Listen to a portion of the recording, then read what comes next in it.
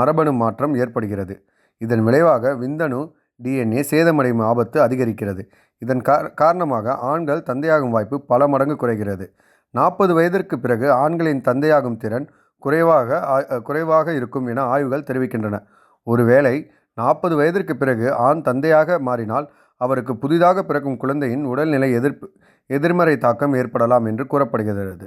அது மட்டுமின்றி 40 வயதிற்கு மேல் தந்தையாக முயற்சிக்கும் ஆணின் பார்ட்னர் கர்ப்பகால நீரிழிவு, பிரெக்லோசியா மற்றும் முன்கூட்டிய பிறப்பு போன்ற பிரச்சனைகளால் பாதிக்கப்படலாம்.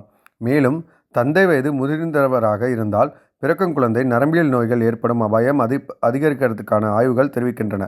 மேலும் குழந்தை பிறக்கும் போது குறைந்த எடையை கொண்டிருக்கலாம்.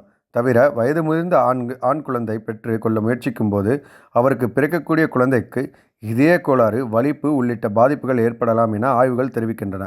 குழந்தை பெற்றுக்கொள்ள எது சரியான